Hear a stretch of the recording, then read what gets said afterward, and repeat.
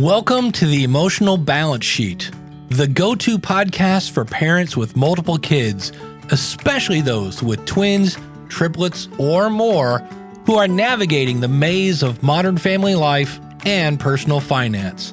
Whether you're overwhelmed by education or retirement planning, parenting dilemmas, career transitions, or trying to define your purpose and plan, we're here to guide you with empathy, encouragement, and expertise. Hosted by Paul Fenner, founder of Tama Capital, a certified financial planner and parent to 4 kids, including a set of triplets, our podcast is your ally in the quest for financial peace of mind, proving that money matters, but family comes first. Subscribe now and join our community of empowered parents at tamacapital.com. This podcast is for informational purposes only and should not be relied upon for investment decisions. Clients of TAMA may retain positions in the securities discussed in this podcast. What does comprehensive financial planning even mean? At Tama Capital, it means a family office where lifestyle planning such as retirement, college, portfolio management, tax prep, and planning all are under one umbrella. But it goes beyond numbers. We focus as much on the emotional side of financial planning as we do on the financial side. We get you. We understand your challenges of building a family, business, or career, and a healthy life. We are devoted to wealth planning for families like yours because we are you. Learn how our family can help your family by visiting tamacapital.com. As the year comes to a close, I still have several families I work with who receive a year-end company bonus check. Still surprising a little bit this day and age. But the question then becomes, what should you do with it? And I think this conversation that we're going to have today, it doesn't matter if it's a year-end bonus, a mid-year bonus, a sudden influx of money. I think it applies to all of those different aspects or situations. So here we go. Before you go out and spend it on something that you might regret, have you had a chance to review your wealth planning pie? Your wealth planning pie consists of all your wealth management plan's purposes and objectives. It doesn't matter if you have $1,000 or $1 million. Everybody's wealth planning pie is only so big, which is what requires you to make strategic decisions regardless of how big your pie is. I want to review 5 options on how you can potentially handle bonus, influx of money that can positively impact, I think you'll find, not only your wealth management plan, but your personal and life health as well. So here we go. Number 1, pay down debt. Paying down debt provides us with one of the most important benefits of having money: financial flexibility. While most people see money as only a tool to purchase material items, which it is, the greatest benefit of having money and minimal debt is the financial and life options that it provides. How you spend your money and your physical health intersect with each other. When you spend money in a way that serves the purposes you intended for, you can create help to financial stability. The show notes, which can be found at our website at tamacapital.com, there's an article I'll link to about optimizing your spending. Number 2, fund your emergency fund account. An emergency fund is critical to having a balanced wealth management plan. The smallest unexpected financial expenses, I've seen it, can wreak havoc on your financial plan and your lifestyle plan for that matter. Next to maintaining your debt, the next best financial move you could make is to have an emergency fund. That emergency fund is just that, money set aside, typically 3 to 6 months of salary. Sometimes you'll hear 12 months as well, but it's all about what you feel comfortable with. I've seen people in different professions that are more commission-based that need a little bit bigger cushion because their income fluctuates versus others that have a more steady income. There's really no right or wrong answer. The only answer is to make sure you have one. Number 3, invest in your retirement plan. So if you're under 50 years old, you can contribute a max amount of $25,500 to your 401k plan every year.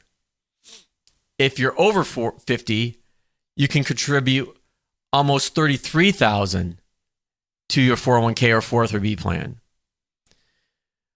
But did you know that there are even more retirement savings options beyond your 401k?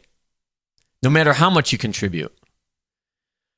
As you know or may not know, there are actually 2 forms of an individual retirement account, IRA for short, traditional or Roth. And typically these are the same as a 401k. The traditional and Roth are taxed differently. And I don't want to go into these now, but if you go to the show notes again, there's an article that I go into in detail on this. But my point with this is that some people think that if I'm contributing to a 401k, I can't contribute to an IRA. And that's not correct. You can contribute to both. 4th, invest in your kids. As most of you know, I have a set of triplets plus 1. That's a lot of college to pay for. And it can be daunting for anyone to determine how much they will help their kids fund this cost. One of the most flexible college savings options is establishing a 529 plan. Assets within a 529 grow tax-free when used for typical education purposes such as tuition, room, and board. But the thing I like most about the 529 plans is that anybody can contribute. Even if I'm working with a family that's not going to contribute to a 529 plan, I still encourage them to set one up anyways. Why?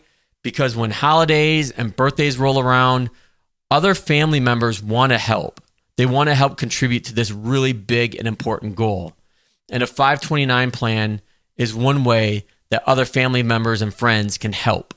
You just need to communicate that to them. That brings us to our 5th item, which is celebrate. Thus far, I've identified 4 ways to use your bonus to help solidify or improve your wealth management plan. However, I think I've saved one of the best for last. You've worked hard to help your company achieve its objectives for this bonus. So why not take some of that and enjoy the fruits of your labor? While financial and lifestyle objectives are important, working towards them can often be hard and requires a healthy amount of discipline. When you receive a bonus like this, whether it's planned or a surprise, you should have a portion of it set aside to enjoy now. Maybe it's a nice dinner with your family, a long weekend away with your spouse. The possibilities here are endless. But my point is to take time to pause and enjoy it with reason. So as I wrap up, like so many aspects of comprehensive financial planning, it requires a balanced approach to get the results that you want to see.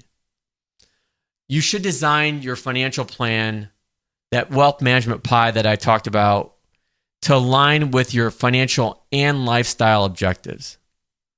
Knowing what is important will help dictate the size of what each of those pieces of pie slices should be, which ultimately creates the foundation for your wealth management plan.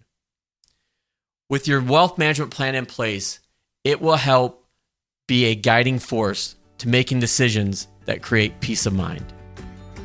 So to recap, a bonus can be a boost to your financial health, increase your peace of mind, and enjoying it with limited regret.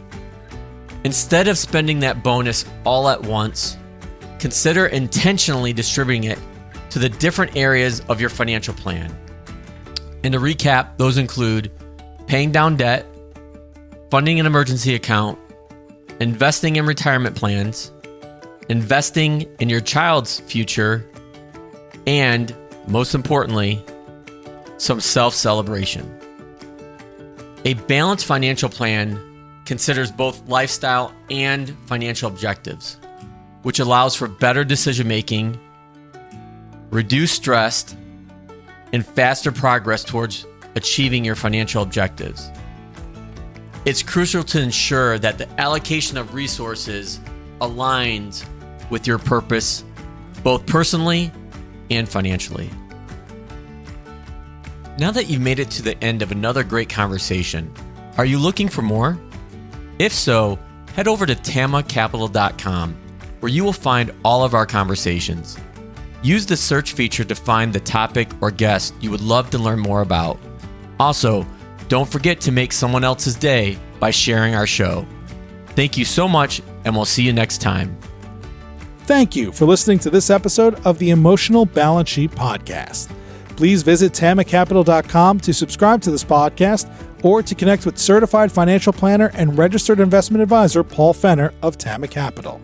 And please join us again next time on the Emotional Balance Sheet Podcast.